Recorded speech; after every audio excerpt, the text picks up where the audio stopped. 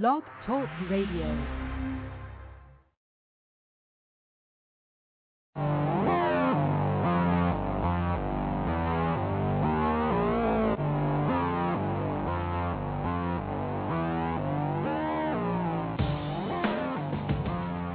Welcome to Blog Talk Radio's The Incoherent Ramblings of C&E. Christopher and Eric are your hosts, coming to you live from Greensboro, North Carolina, as we do every Thursday from 6 to 7 p.m. Eastern Time. Our intro music is provided from the Podshow PodSafe Music Network. Check it out at music.podshow.com. Also, feel free to email your topics for discussion, suggestions, and comments to incoherentramblings@live.com. This is Christopher. This is Eric. It is December the 3rd, 2009. Broadcasting live from the internationally famous C&E studios. This is the Incoherent Ramblings of C&E. How are you today, Eric? C and sometimes E. I'm doing good, Chris. Oh, good. I came without one story. Yes. So I'm prepared to incoherently ramble. Yes. Well, actually, not having stories is being prepared for the show. There you go. I think one of maybe not our listeners' favorite show, but one of our favorite shows is not our favorite show. Neither one of us had anything. That's true. Well, we had a little bit, but we never even got on one story. Mm-hmm. We just got off. We truly incoherently rambled. Yes, and it was great. We really enjoyed it. So, and we haven't done it since. We haven't done it since. We'll be forced to today. Yes. So Eric has no shows. I have some shows, but stories. I have some stories, but anyhow, beautiful. Our listeners can't tell, but I'm dressed like a homeless person. Yes. Well, you are homeless, right? Nice, I have two. Oh, okay. I have a surplus of homes right now. I have three. You have three homes. None are worth living in. So he has three homes, yet nowhere to live. Correct. I don't know. Only I can put myself in that predicament. Well, it takes a lot of effort. Patience. So how is it coming at the new home? It's coming slow. Like I said, my contractor assistant hasn't showed up over a week. My painter had lined up today and didn't show up. Mm-hmm. But it's coming together. You haven't cut off any more fingers. Haven't cut off any more fingers. All my digits are here. Good. Good. So it's coming. I think, honestly, if I had one more hand, I've had Mike's help or the painters or whatever. If people came through that I think that I'm counting on, I could be done in 3 weeks. Okay. With the first floor. Right. Enough to move in? Enough to move in. So that's the main thing. Right. So we shall see. Well, it's a beautiful day today. Gorgeous. I think we might get some snow on Saturday, is that? It looks like it. I guess it'll depend on when the cold and the rain get here. Right. How that all happens. This has been a wet 30 days. Yeah. It's even longer because when my parents were on a cross-country trip for a month, and I was supposed to be mowing the yard for them while they were gone, and I only mowed it 3 times in 4 weeks. I actually had to take time off work to do it because it was raining so much. There was no weekends I could have done it. Right. It was just raining the whole time. That was September 15th through October 15th. And then this past 30 days, it's just been...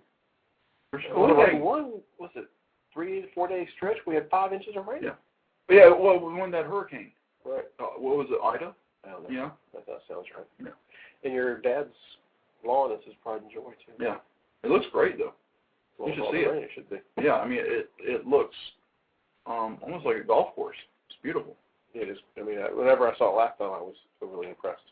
Yeah. He's now, with being retired, he's spending a lot of time there. Right. Well, it shows. Well, welcome our official UK correspondent, stuck in the 70s, has joined us. Awesome. I appreciate that. Good evening to you. I think, in a tribute to Stuck in the 70s, mm-hmm. we should start drinking Bush Milk and coffee for every show. Well, considering that I don't drink, I would. I don't know if I'd be able to perform.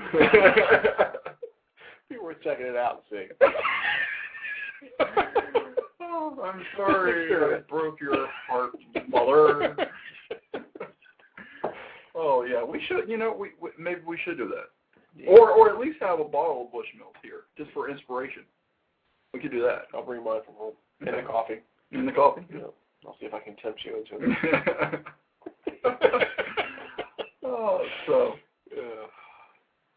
As we stated earlier, we are not prepared tonight. Eric has zero stories to share. But I have, about 7 or 8. Yep. And some are a little sad, and it might get off on a tangent, I don't know.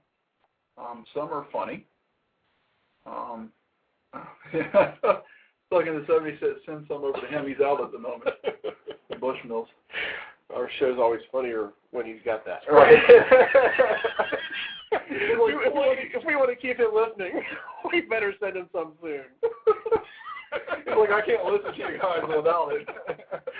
I was sober. I listened to your show, and I thought, what was I thinking? Why am I listening? Who are these jackasses? Oh, yeah. So, have you done any work outside of your new house? Yeah, actually, I removed 5 bushes. I've trimmed back 4 trees, 5 trees, 6 trees. But I still have a lot to do. I mean, the front yard looks presentable.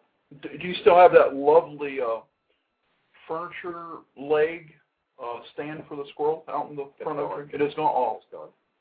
That makes me sad. That was a beautiful addition to the. I think the first week I missed that the first week. So there was also some sort of cage hanging from the tree. Right. That didn't last long. But I do have 2 fallen trees in the backyard I haven't touched. I haven't touched the backyard. You might need some help with that. You don't want to take a chainsaw out there by yourself. I mean, people start calling me Stumpy. Does the street humps? No, because he only has his stumps. You're like Ted Nugent, saw your leg in half or something. My dad had a friend up in Ohio who had a double-edged axe and hit himself square in the forehead. He didn't die, but it was serious.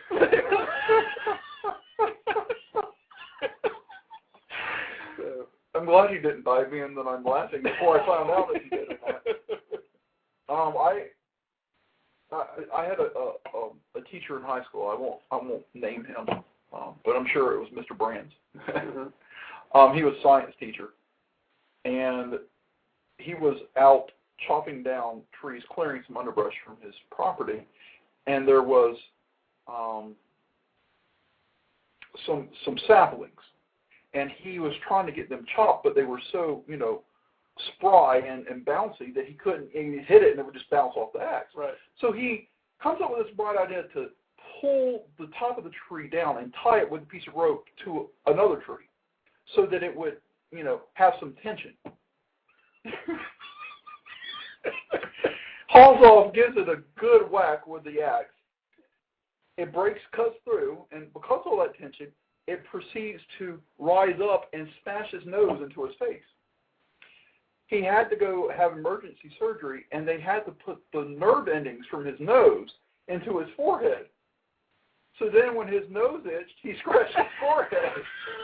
True story? True story. True story. He told us that. He told us, I think the first day of class, 1, it was an icebreaker, and 2, so we wouldn't wonder why he was always scratching his forehead. Deep in thought.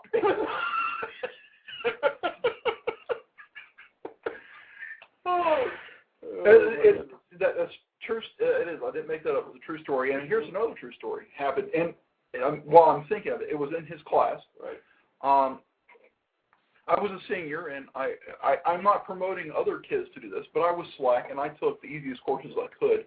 And I took physical science in 9th grade, which is appropriate for 9th grade. Mm-hmm. But then I took no sciences 10th and 11th. In 12th grade, I took earth science, which is, a freshman level class. Right. So there was me and my friend Carlin and a couple, maybe 2 or 3 other people that were seniors and juniors. Everybody else was a freshman and a couple sophomores. And one of the other slackers, Jason Lewis, he was a troublemaker. We'll put him that way. He wasn't mean or violent, but he was definitely a troublemaker. And he was always asked to go to the bathroom, and he would come back smelling like smoke. And so Mr. Brands finally told him he couldn't go to the bathroom anymore. Well, it was a couple, 3 weeks after that, and he really had to go to the bathroom, really bad. And you could tell he needed to go. And he raised his hands, and Miss Brands, I need to go pee. And he's like, I'm sorry, Jason, you can't go. He goes, he's like, he's got, his face is red. He's like got tears coming out of his eyes. He goes, dude, I really have to pee. He's like, I won't go smoke. You can go with me if you want to, but I have to go pee. And he's like, you can't go. He goes, if you don't let me pee, I want to pee in your fish tank. Mr. Brand said, I'm sorry, you can't go. And so Jason proceeds to drag his desk over to the fish tank, opens the top of the fish tank, stands up on his desk, unzips, pulls it out, and pees about a half gallon right into the fish tank. And through the whole class. What class is this? Earth science?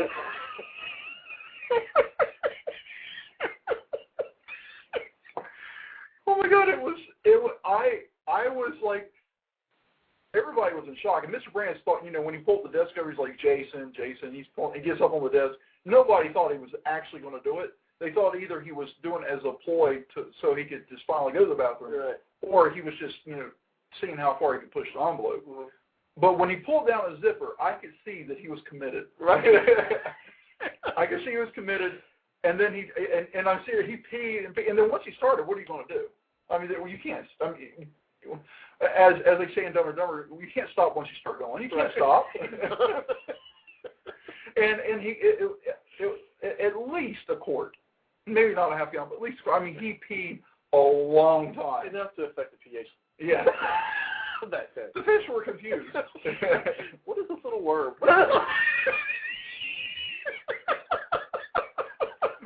He's spitting at us. Speaking of urinating, I know it's more a visual story that you sent me earlier this week. Yes. But can you do our listeners a favor and try and describe the YouTube video you sent me this week? So I found a YouTube video, which is YouTube is great for one thing, wasting time, right? And laughs. Laughs, yeah. I was on YouTube, and there is this.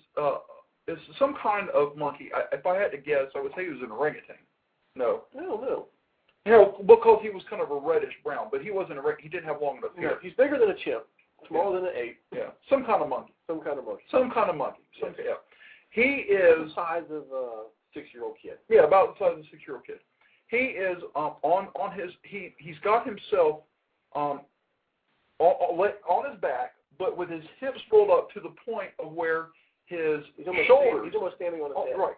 His shoulders are in contact with the ground, as well as his neck and the back of his head. Right. But the rest of his body is going up into the air. Right. And he is peeing into his mouth. Like a little water fountain. And he pees and pees. And it goes on and goes on and goes on. And the people, you can tell this is not doctored. No. I mean, this is a legit video. Yes. It's not doctor, and he's peeing, and I'm like, where? First of all, where's the pee coming from? Second of all, how big is his mouth? Right. It was brimming full with urine. I mean, it was to the very, literally like you said, to the brim. And then he closes his mouth and does like a little tumble, and then the video stops. So we don't know. Did he like swish around and spit it out? I was waiting for him to spit, or did he something. drink it? Right. We don't know what he did. But it definitely was a funny video. It was hilarious. I watched that several times. Incredibly sickening, but it was hilarious.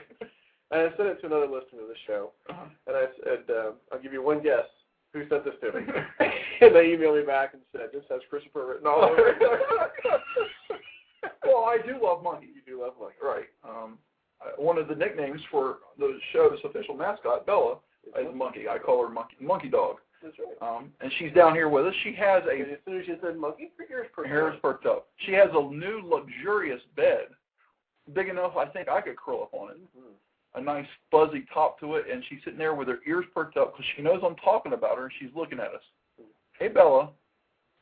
And, so monkeys. I love monkeys.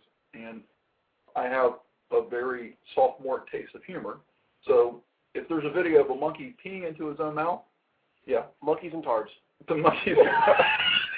That's the lazy finding humorous of life. Monkeys and tards. Well, midgets. Oh, that's true. Midgets. That's trifecta. Don't listen Yeah. There you go. Not to be disrespectful to learning impaired, but I tutored them in high school. Right. I did. I helped mentally handicapped kids in high school. And you rode the short bus to school. And I rode the short bus to school. And then I also sponsored this retarded kid named Billy in the Special Olympics in bowling until I was asked not to come back. Because you were encouraging him. Because I was encouraging him. Right. Yes. And apparently in the Special Olympics, you're not supposed to encourage. You're not supposed to try to win. But no, you aren't supposed to try to win. But if they do win, you're not supposed to encourage them and like give them high fives and make the others feel like that your sponsoree is being held above them or standing out. Right. And all I was doing was like, all right, Billy, getting him high fives and chest bumps because he was bowling strikes. He got a turkey. I mean, here is a retarded kid. Trust me, he was very retarded. And he had a turkey, 3 strikes in a row. I was just like, my kid is whipping your kid's butt. And I, in all honesty, I was honestly just trying to encourage him. Right. But how dare you? Yeah, how dare I try to encourage someone? Oh man, there you go. Well, I can't even share it, but I don't have it with me. But you were talking about science teachers earlier. I went the opposite route in high school. I took honors advanced chemistry and honors advanced physics. And in chemistry, Mr. Scandell was the name of the teacher. And he always carried himself like he was better than everybody else, like a true professor, outstanding, blah, blah, blah. He did 2 things that I remember. One, what is that handbook that, it was for, it was a handbook for people who were, bad people that would, make bombs and that kind of stuff. I forget what the name of that handbook is or something like that. But it's totally taboo. Right. And somebody had brought it to class. He confiscated it and was going through it and it was telling us how to make bombs and all that kind of stuff. Right. and the theories behind what was written in this book, which I thought was funny. And the other thing that I remember about him is that he always said essentially. Essentially this and essentially that. Essentially. He must have said essentially. We counted one time. He said essentially 120 times in a class. In one class. So, of course, there's a bunch of nerds in the class. Right. And one of them made up a song called the Essentially Rap. And I still have it at home today.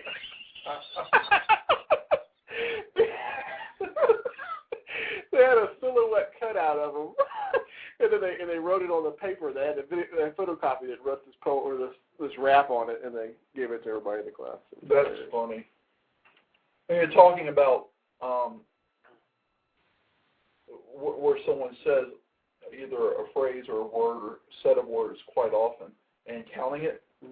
Actually, a listener of the show, Carl, who lives in Sicily, Carl and I, many, many years ago, had a Sunday school teacher.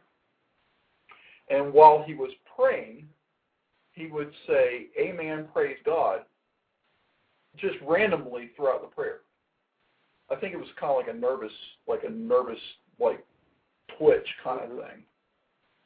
Nonetheless, it was to the point where you couldn't even imagined, you could not even have told someone what he had prayed about. So Carl and I decided we are going to count how many times he said either amen, praise God, or amen and praise God in his prayer. And it wasn't 120, but I do remember. That was a whole class. Right, that was a class. This is just a prayer. But I don't remember the exact number, but I know that it was over like 20. Right. And we're just sitting there like giggling, the entire time. I guess some people don't, different people have, there's, like you don't say it like you used to, but you used to say indubitably. But you were doing it to be funny. Right. But, if you're not saying essentially to be funny, you're just saying it just to say it, yeah.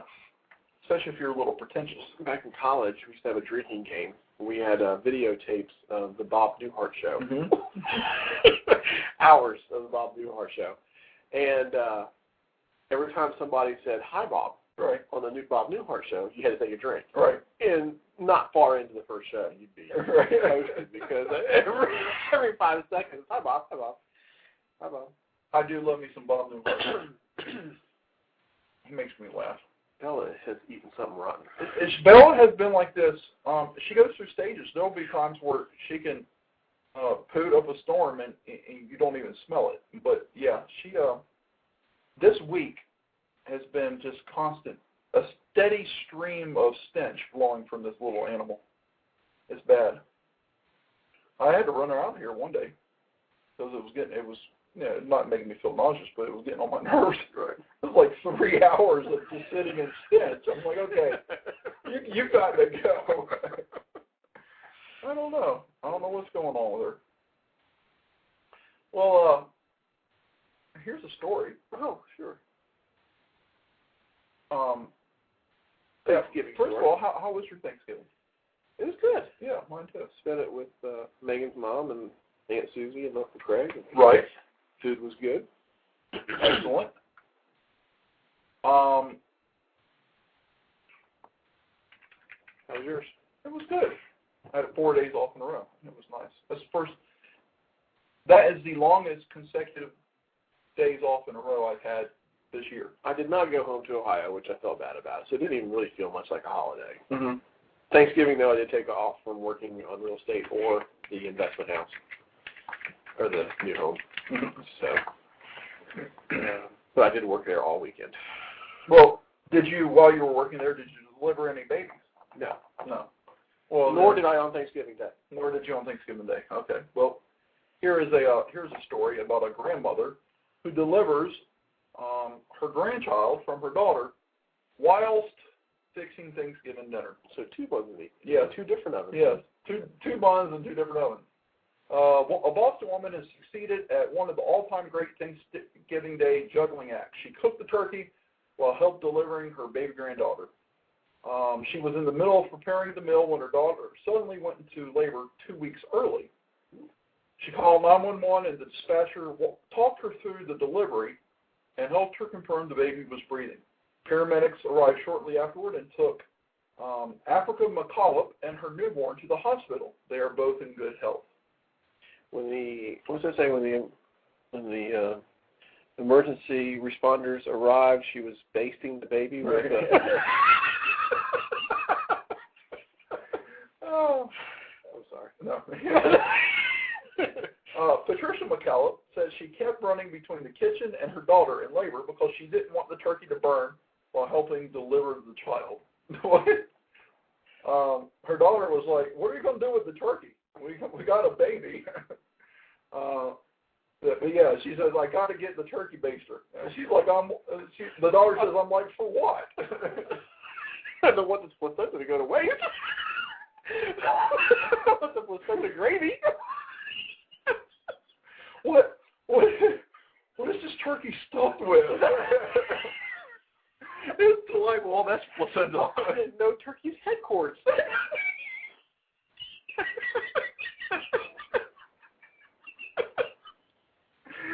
Oh, all right. So, congratulations to Patricia McCallop and her daughter Africa, and the birth of their new grandchild. Did they say the name of the baby? They did not. The infant weighed 6 pounds. And her. How much did the turkey weigh? I think it's a 23-pound turkey. Yeah. So. Well, that's a very good reason something to be thankful for. Yes, it is. It is. Here is a story sent to us by our UK correspondent, as a matter of fact. Awesome.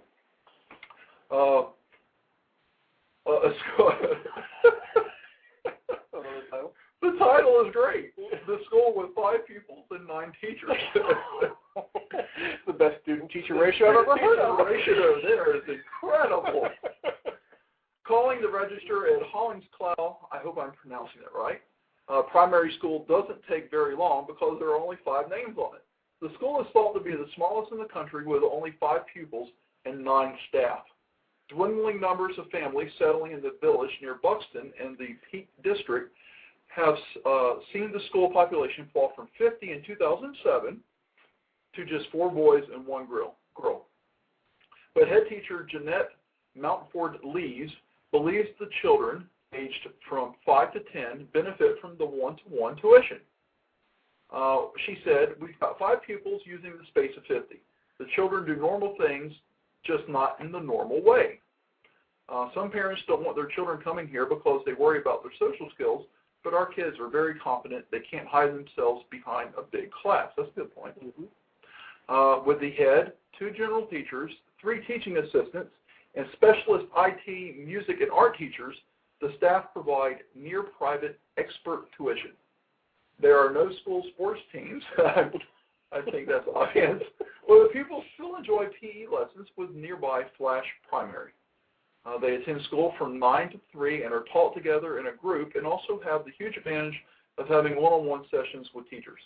Sports aren't big in elementary anyway. Apparently not. No, they aren't. We get to go on lots of school trips because they can just jump in the car. When we went to a local market, we bought our own food and worked out the prices together. People were amazed that they found out it was the whole school. Governor Wendy Wilson, 38, whose children Sammy, 9, and 6-year-old Joe are pupils, added, "My kids love it here, and I really couldn't ask for anything better." So I wouldn't be worried at all. I mean, that's yeah. Great hands-on attention. I mean, can you? I mean, you're talking a class of 5 people. I mean, if you just got 1 teacher, that's still an awesome ratio. And then you've got specialists in IT, art, and music.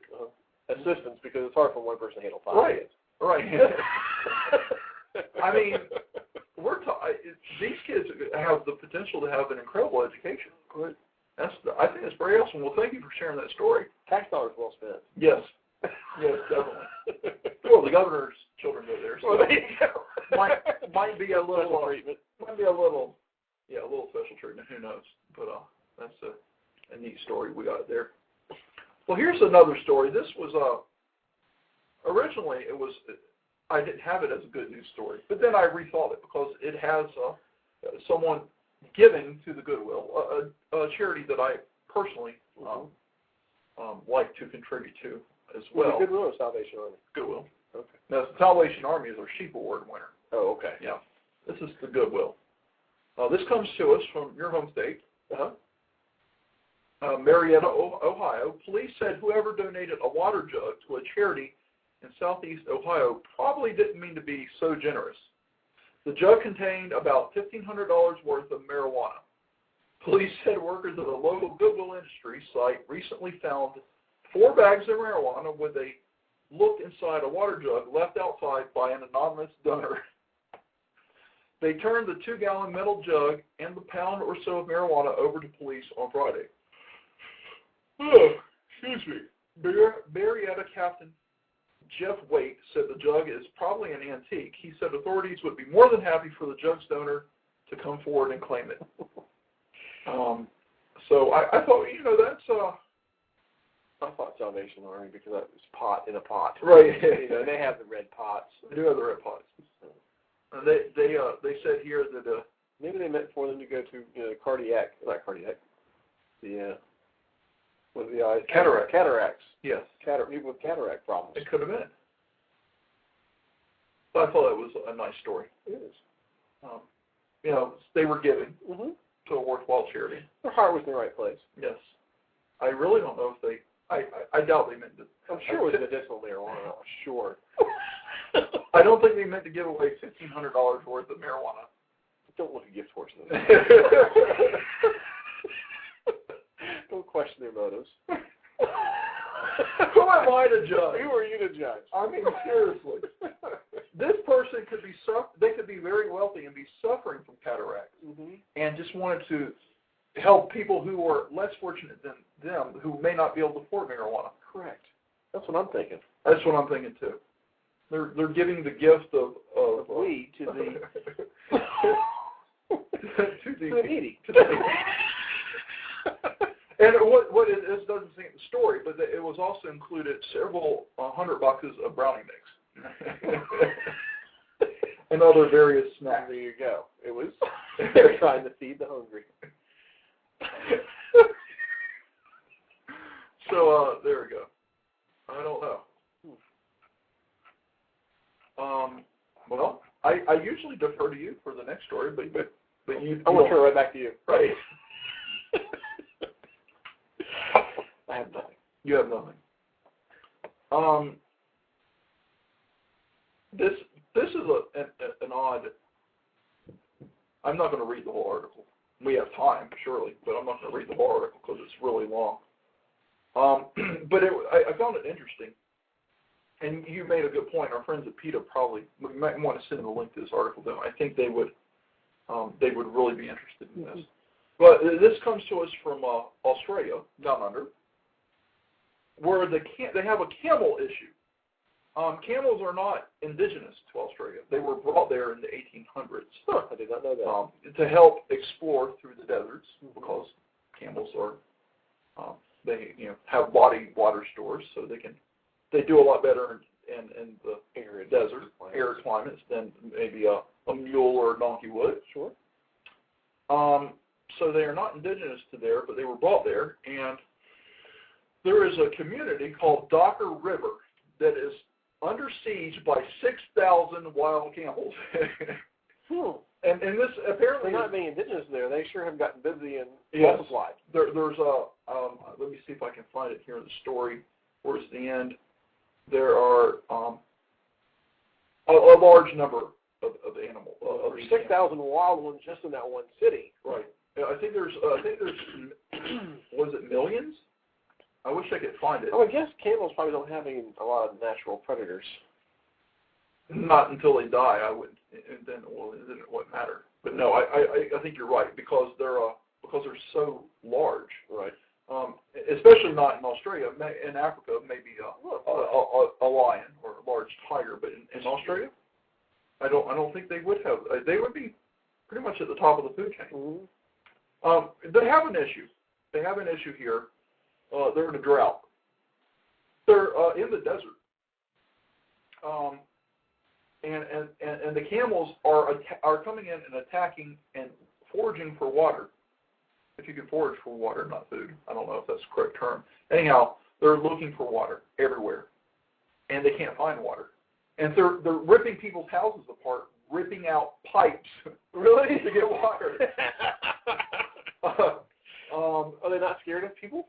Apparently, no. Well, I mean, they're over 7 feet tall and they weigh 2,000 pounds. So they're not afraid of people. I guess not. No. Wow, I had no idea. Yes. I bet a shotgun would take them down, though. Yeah.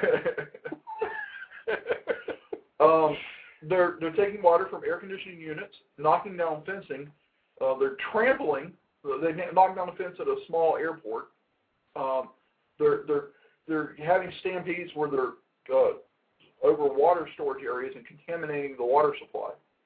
So what they have decided to do, they're going to get some helicopters, and they're going to corral the animals about 6 miles outside of town. Now, first of all, Docker River has only got 350 residents, but the people are afraid to go outside because they're outnumbered by the camels. Yeah, well, because the camels are getting so aggressive. Right. But 6,000 camels and 300 residents, that's a pretty big, they're outnumbered. Exactly. They're outsized. Yeah. They were introduced in the 1840s. They're smashing water tanks, approaching houses, and ripping pipes out of the walls. The carcasses of camels killed in the stampedes at water storage areas are contaminating the water supplies. 17-1. 17 camels to 1 human. Yeah. The government plans to use helicopters to herd the camels about 9 miles outside of town, where they will be shot and their carcasses left to decay in the desert. They've got a $45,000 grant to repair the damaged infrastructure of the town. Is camel meat not worth eating? No. I've not actually had. I know people that have eaten it, but there are some areas in northern Africa where I think it's considered a delicacy, but it's not something that regular people would eat. So you could at least make dog food or something out of it. I'm thinking with 6,000 of them. That's a lot of dog food. That's a lot of meat. Mm-hmm. Yeah, or at least I'm sure the animals in the desert will. Oh, I'm sure they will. I'm just thinking 351 people. They could make a career out of. They could. Yeah.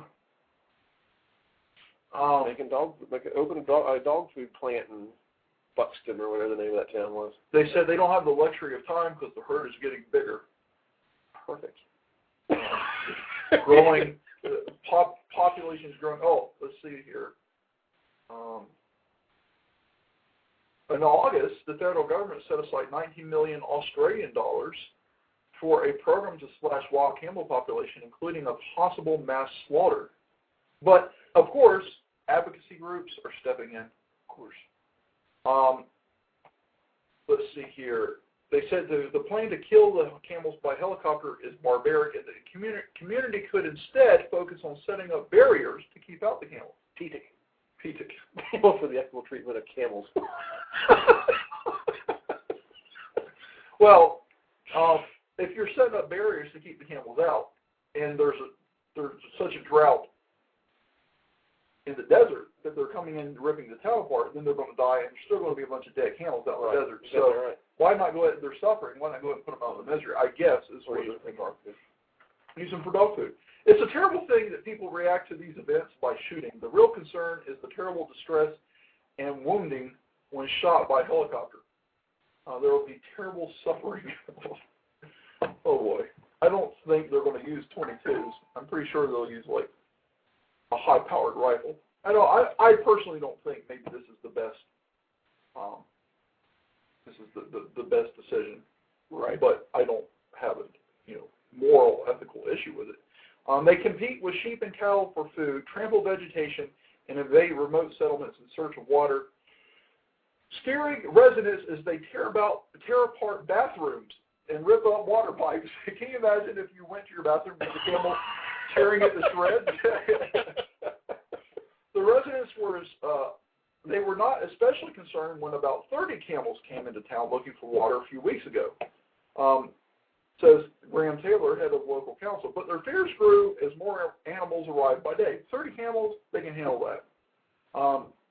He said people are frightened to leave their homes because the big, strong animals, which grow 7 feet tall, weigh 2,000 pounds. Wow. Let's say a large, and here's a camel. You can see a small animal, a small camel. He's trying to rip open a door to get in. He's trying got his mouth on the handle and he's trying to open the door.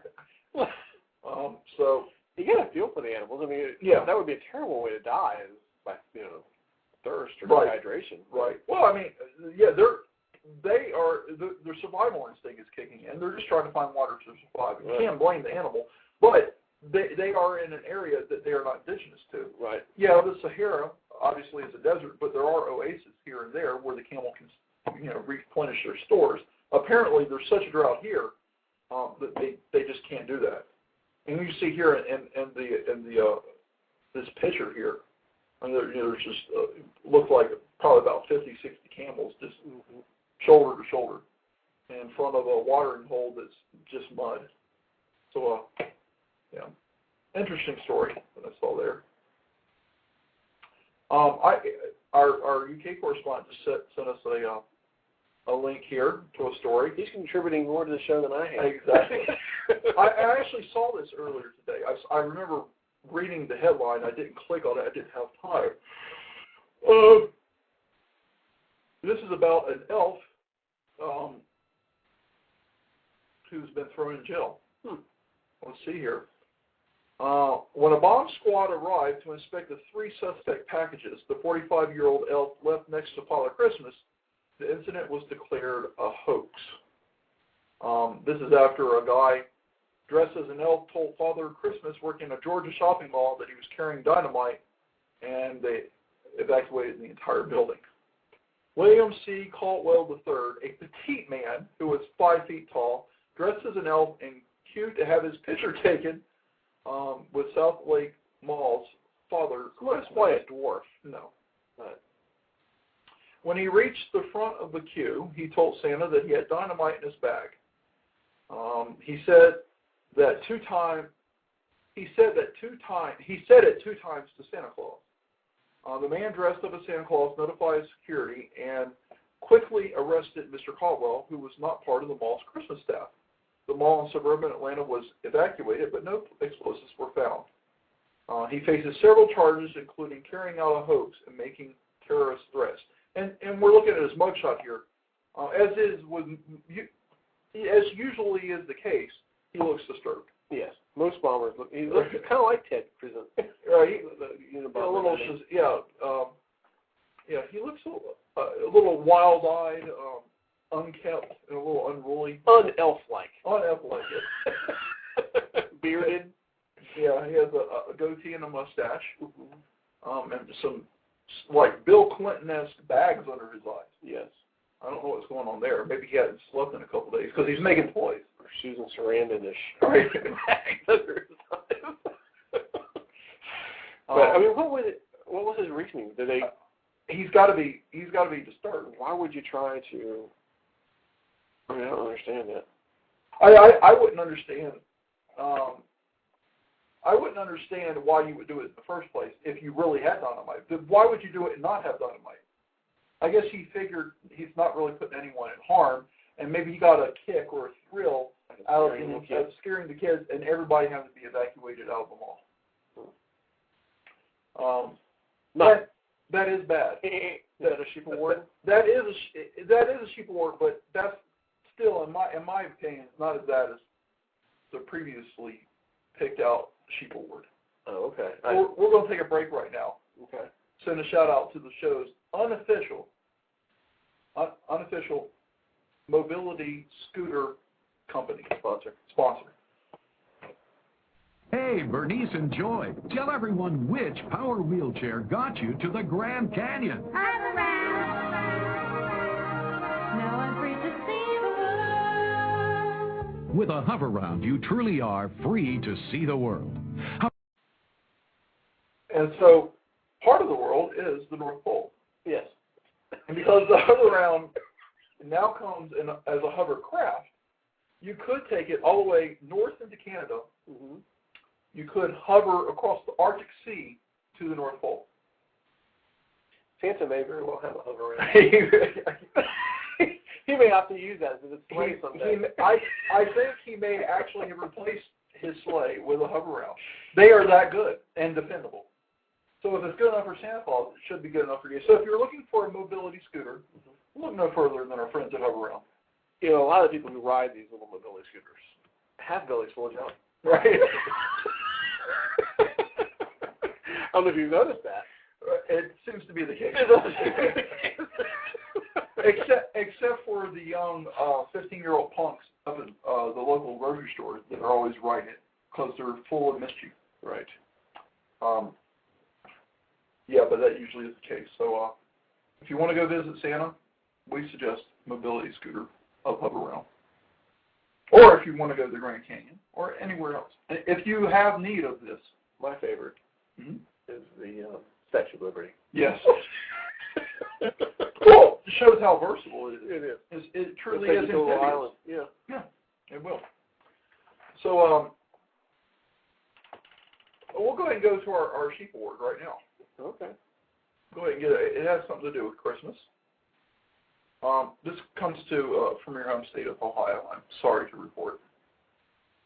Police on Monday arrested a man suspected of swiping a Salvation Army kettle full of donated money, and if that wasn't bad enough, pushing the charity bell ringer to the ground when she tried to take it back. He's probably from Michigan. He probably is. He probably is from Michigan.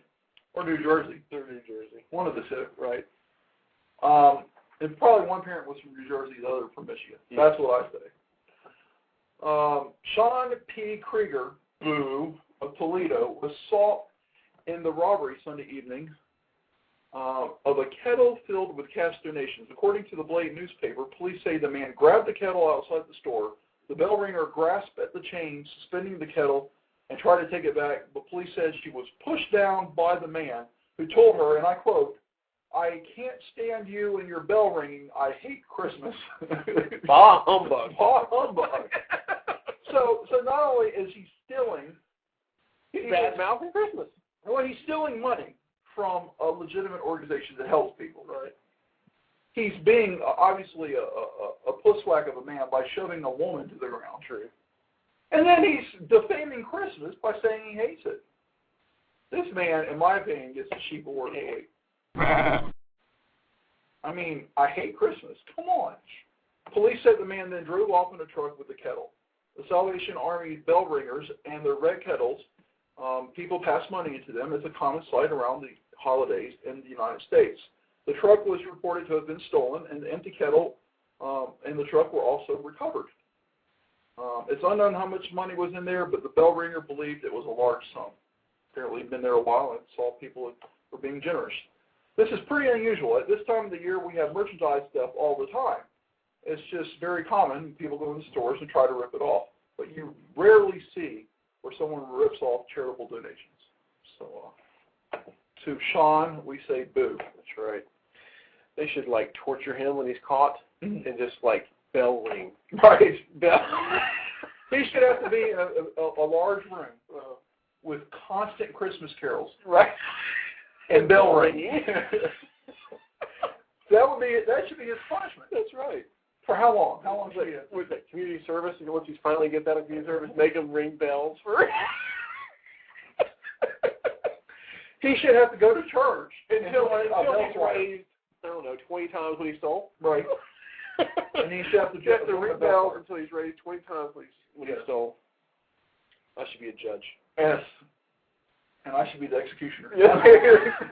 Wait a second. We were talking about executing. That may be a little harsh of a penalty. Nonetheless, I mean, that's just,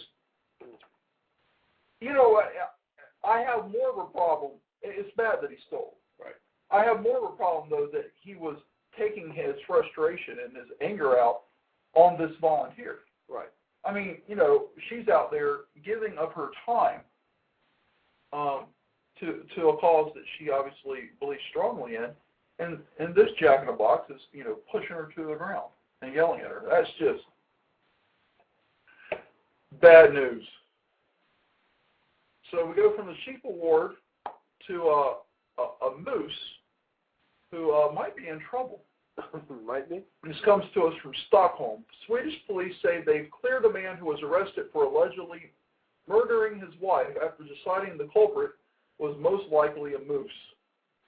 Ulf Carlson says the improbable has become probable in the puzzling death of a 63-year-old Agneta Westlund. She was found dead after an evening stroll in the forest. According to reports, the victim's husband, Ingemar Westlund, was jailed for 10 days. The case against him was dropped. Carlson said declined to give details of the case. He said a news conference will be held later. A tabloid says hairs and saliva from a moose, a.k.a. a European elk, were found on the victim's clothes. Police would not immediately confirm that. So, even though they wouldn't confirm it, it looks like they have enough against the moose to clear the husband. So they've got a mugshot of Bullwinkle. Yes. Posted. Have you seen this movie? Please call. So her husband was he was saved by this forensic evidence apparently that they have. So justice prevailing. Bad moose. Bad moose. Yes. Well, Eric, you neither one of us really travel by plane a lot. No, I know you hate it. Yeah, I don't really enjoy being on a plane. You know, I have an uncle who loves being on a plane. Like it's one of his favorite things. And I read something actually this week talking about travel safety. Uh-huh. And they were given hard confirmed facts about accidents and other travel related accidents and trains, and they said flight is the absolute safest form of travel, period. Really? As compared to cars, trains, even like horse animal riding, lawnmower riding, mobility scooter riding. Well, we saw how many mobility scooter deaths there were. Or even walking. Really? It is travel by airplane is the absolute safest form by, and it's astronomical the difference between how safe it is and how unsafe the others are. You're much more likely to die in a car. And I know all that, yet I still am just so unsettled when I'm on a plane. It makes me nervous. I can't help it. Right. But I have flown, and I will when it's necessary. But here's a lady who was trying to help out her boss, and I think maybe she, as you said, she went above and beyond. But I think maybe she crossed the line. Right. South Florida woman has been charged with calling in a bomb threat to keep her boss from missing a flight. Arrest report says 31-year-old woman was charged Thursday with making a false report of planting a bomb. Miami International Airport officials received a call and an email Wednesday claiming that a bomb was on an American Airlines plane. Police searched the specified aircraft but didn't find a bomb. Investigators tracked the email to the woman's computer. During questioning, the woman reportedly told police that her boss had been booked on the flight to Honduras, but she had caused him to be late. Feeling bad that she caused him to be late, she decided she would make a bomb threat that would give her boss time to make the flight. So 2 bomb hoaxes in the same show. Yes.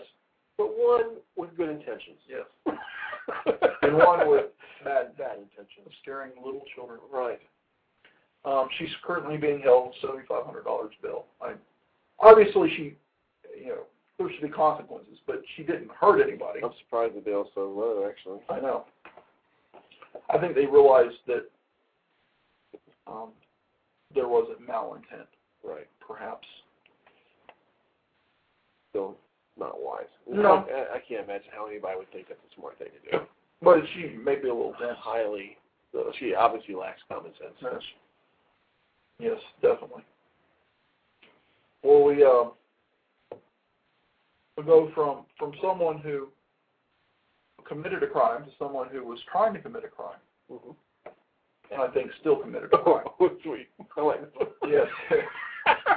Here is This is my favorite story for the show. Here is a guy where maybe for Christmas he needs a watch. In fact, a would-be bank robber, perhaps he needed money to buy a watch. It would seem he needed one after arriving 6 minutes after Guardian Credit Union in Waukesha closed. Police said a man wearing a ski mask entered the first set of doors at 5:36 with a gun, apparently not realizing the bank was closed. The second set of doors was locked, and police called, but the man left before they arrived. Police Sergeant Jerry Habenek told the Freeman that police were reviewing security tapes and investigating. He said the robber could have planned poorly or possibly had another reason, like getting tied up in traffic. I thought it was funny that they were 5 o'clock traffic. I thought it was funny they were giving excuses for his tardiness. He was 6 minutes late for the holdup. I thought it was funny, but he planned poorly. Poor planning. He should have been there earlier in the day. Maybe he'll come back the next morning. Who knows? Anyhow, I thought that was a funny story. It is funny. So, well, we've got 7 minutes. I've only got 2 stories, neither of which I really want to get into. I like this one. Yeah, this one's good. Well, a lot of times there have been a lot of TV shows and movies that have been made based on the plot of holding someone captive for ransom. Right. Usually, when you're holding someone ransom, they are alive and you're threatening bodily harm or even death, and you are providing that does not happen upon receipt of X amount of ransom money. That's usually how ransom works. Well, these are some people over in Eastern Europe, in Hungary, some mob personnel, as you can call them that have kidnapped a body, the remains of an Austrian billionaire, and they're holding him ransom. because the family wants to bury him. Right. And they can't do it without the body. Right. Right. Well, they could. They could have a memorial service, but they can't lay him to rest. Right. Austrian billionaire, he's been returned to his family more than a year after it was stolen. It has been returned. Oh, he has been. Yes. Okay. That's why they're planning a second burial. I left that part out. It was stolen from a graveyard by thieves who blackmailed the relatives for $150,000. Was he buried the first time? Did they dig him up and take him, or did they kidnap him on the way? It says second burial, so I would have to think he was buried the first time. Oh, my goodness. And it says it was stolen from the graveyard, but being that it said this is the second burial, I have to say they dug it up. Yes. Huh. Criminals from Hungary and Romania were involved in the crime. So they didn't threaten to kill him? No.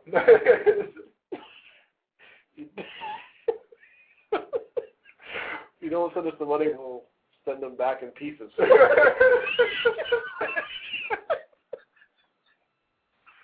We'll send you one piece at a time. Criminals from Hungary and Romania were involved, and security companies had been involved in the search for the coffin without telling police. It's a large case of blackmail that was carried out very professionally, although it involved a rather unusual instrument, a coffin. This Austria's version of the FBI was giving this report. He's one of the world's richest men before he passed away. Frederick Karl Flick. His remains were stolen from a cemetery in Velden, southern Austria, in November of 2008. He died 2 years earlier, in 2006, at a time when Forbes magazine said he is among the 100 richest people in the world. He owns Austria's largest private forest and led a German industrial empire.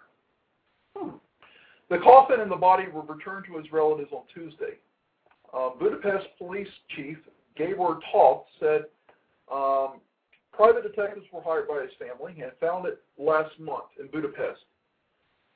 Did they catch the grave robbers, or did they pay the ransom? Does it say? No, let's see, we're getting to that. The private investigators found it before the police even did, and they did it without informing the police. A 41-year-old Hungarian lawyer is suspected of masterminding the crime and was in police custody. The thieves were demanding 6 million euros, which is equivalent to $9 million US, in ransom for the casket, but it was recovered, so they didn't have to give the money.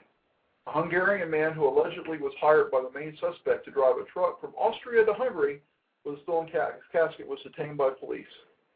It was through him they unraveled the involvement of the private companies. Several suspects are still at large. Tall said an international warrant has been issued for the arrest of Laszlo Farago, a Romanian suspect, of picking up a preliminary payment of $150,000 from the family. On Wednesday, they confirmed the remains have been returned, and a second burial is planned in the coming days. The family said, and they are glad that the ordeal is over. So I wonder what they're guilty of, but we're running out of time to talk about that. Yeah. I guess we should mention to our listeners that next week we may be on a Wednesday scheduling. Yes. I have commitments that will have me busy starting at 6:30 next Thursday. Starring in a play. Yes. I am the lead in a play. And so because of our last dress rehearsal Thursday night, before our grand opening on Saturday, I have to be there for that. We could tape it early and post it on our normal time on Thursday, but I think we decided. Yeah, I think we'll do it. I think we'll do it Wednesday. We like it doing live. Yeah, we do. So more than likely, and I'll send out I'll set up the show, so you'll get the notification on it. But we'll probably be here next Wednesday instead of Thursday. So thanks, and have a good evening. This has been Blog Talk Radio's The Incoherent Ramblings of C&E. Christopher and Eric are your hosts, and we would like to thank you for listening to our show today. Don't forget to tune in for next week's show live from Greensboro, North Carolina, as we are every Thursday from 6 to 7 p.m. Eastern Time.